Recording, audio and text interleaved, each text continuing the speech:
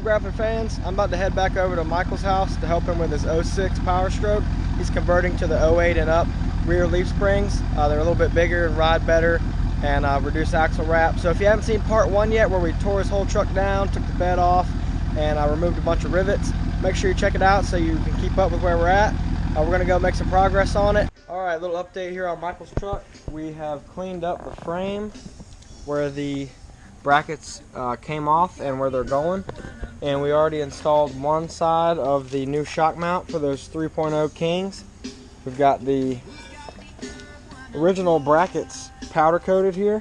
They've been blasted and coated. Yep, came off right here. It's going here. We're gonna get that mounted up. We're gonna start drilling the holes here, but right now it's just been a little bit of cleaning up and prepping, making sure everything's ready to go on so we don't end up running into corrosion in the long run.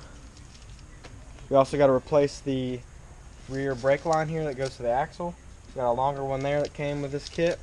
And speaking of that, the neighbor next door with that old 7.3, we went and picked up a couple of brake lines for his, for the front end of a two-wheel drive 88 F350. So we can get that all set up, fix his leak so he can get that thing back on the road. Just chipping away at it. There's a lot to it, but we got most of the work done now that we grind it off and chiseled away at all those rivets. That was the hardest part. So now we're just taking the time to make sure we do this right. At the end of part 1, we showed you where the parking brake mount was a little bit in the way, and as you can see, we have removed that. There's the bracket for the parking brake line. You can see where that attaches here, and that's been grinded off and freshened up there so it doesn't rust, because it was bare metal after grinding it, and we still haven't figured out exactly where we're putting that. So on this side we have the forward leaf spring mount moved forward to the forward mounting position here, and we're going to have to re-drill or drill new holes here. So we've got the 2 bolts in place just snug there. We got this leveled out, and we also installed bolts for the cross member. It was all one piece. The cross member was held in by the same bolts that held in this bracket here. So we got those installed and snugged down. You can see now how much farther forward this bracket is, and we've got our deaver spring laid out. This is for the Carli lift kit, so we are going with a softer spring with a steeper arch than a factory 08 and up spring. So we used a punch to get a little start here. We're going to drill a pilot hole with a smaller bit just to get started there, and then eventually we're going to be going up to same size as these.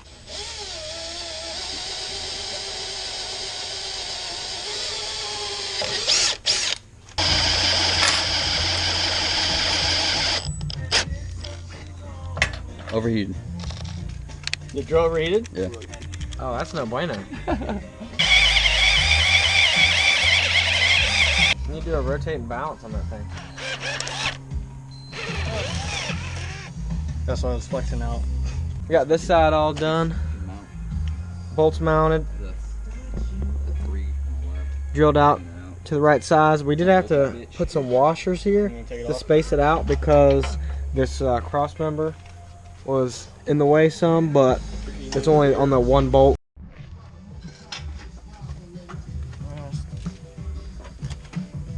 Right.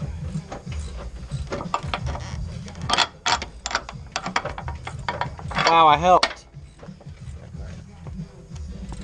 Ooh, it's gonna go up a lot. Oh yeah, this is gonna be a lift kit, boys. We have a rake.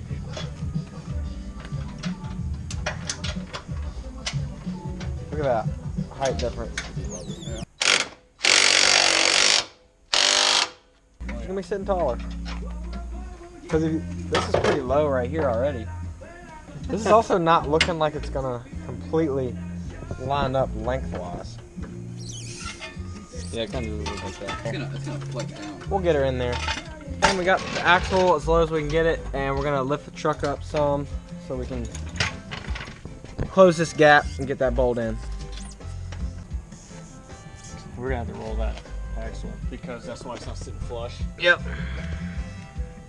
Oh, you know what? The axle has to come forward too.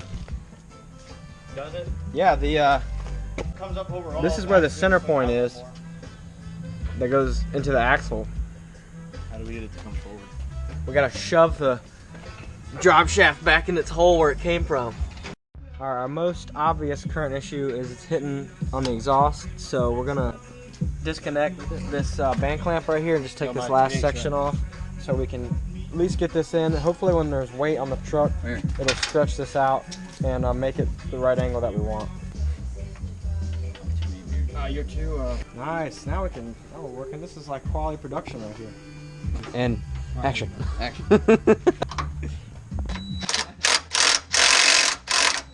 Don't make it too tight. Okay, floor it.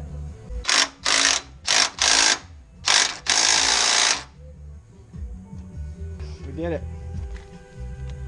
We're halfway done with our complete frame off restoration. We're officially out of daylight, but we got one leaf spring soft mounted. It's bolted to the frame, but we don't have any U-bolts or anything here, but it's just resting on the axle. Already looks killer. Let's address this tomorrow, get this thing hopefully mostly finished. We still got to put the tank back in place because we had to move it to get to the back side of the bolts on the other side. So it's coming along. It's coming along. We got to test fit the King shocks back here, but we're making progress. We got these bolts in and torqued down now, and we went ahead and put the tank back up in place. While we had it down, we noticed these lines were dry rotted, so we got some new fuel hose and just replaced these vent lines here. And you can see this band that we had to drop to get the tank down where we need it. So we just tightened that back up, and now we're gonna put the skid plate back on.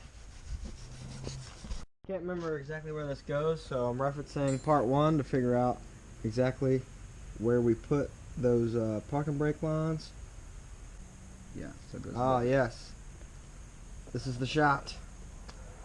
So we can see here where we need to put these brackets. So it does get routed above this, and it goes up. There'll be one right here.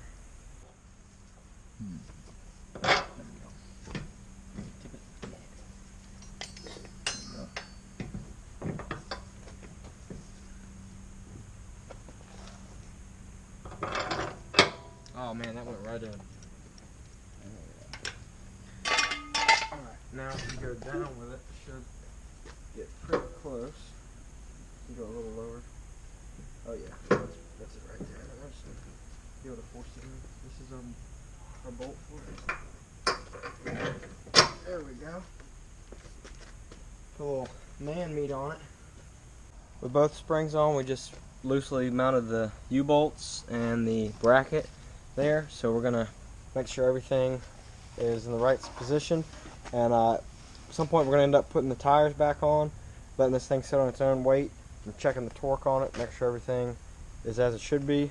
Another thing we have to do is we have a carrier bearing drop that's gonna go on this carrier bearing. Since he has a crew cab long bed, has a 2-piece rear drive shaft, and he's got this carrier bearing that separates them, and to get the angle right, because right now he's got one that's perfectly straight and then one that's at a pretty steep angle. So to kind of even those out, there's a little bit of a drop to go with this lift kit. So from what I understand, for every inch of lift you want to do a 1/4 inch drop on your carrier bearing, and because this is a Carli 4.5, we're doing 4 1/4 inch spacers. So this is kind of an adjustable spacer. You know, you could do less, but we're going to put all 4 on there since it's a full 4-inch lift. We got the spacer loosely installed. We had to fight the drive shaft a little bit to get it on there. And I'm slightly concerned about how the drive shaft's like fully inserted into this little yoke right here. I'm concerned either at like full droop or full bump it's going to be a little tight in there, but we'll see how it goes. Alright guys, we're a couple days into this leaf spring conversion, and it's coming along nicely. We got the truck sitting on its own weight, got those Kings mounted. It's looking pretty solid. We just checked the torque on everything, making sure we didn't forget anything. Y'all might have noticed how far forward the shackle was before we put weight on it, but it looks a lot more neutral now the way it's sitting. Kings are looking great. One thing we're concerned about though, this anti-sway bar is super close to this King just because it's so thick that when he hits a bump, it's probably gonna gonna hit on there, but he's got to go to work. He's gonna try it out, see how it does. But I think once the bed's on there and it has any weight in the back, it's definitely gonna hit on that while driving. So we gotta either relocate this or just remove it altogether. I don't have a anti-sway bar on my truck, so I don't think it's really necessary. It definitely has a slight rake, but I think with the weight of the bed, it might settle out and be dead level, but we'll see. We just remember we got to bleed the brakes before he can go anywhere, and he's in a hurry to get to work, so we're going to try to tie up all the loose ends. We just zip tied the gas vent hose and the actual funnel for it up so it's not flopping around too bad, so we can drive. But a couple little things left off. Getting there, we couldn't quite get the exhaust to fit around that new shock, so we got to figure that out. Pumping the brakes. Yeah, look at that air. Keep going, man. Keep going. While we're bleeding the last couple brakes here, here's a look under the hood of this old 6.0 money pit. So if you have any questions about here, if you want to see a video about its performance mods, let us know. We might put a little effort into that for you.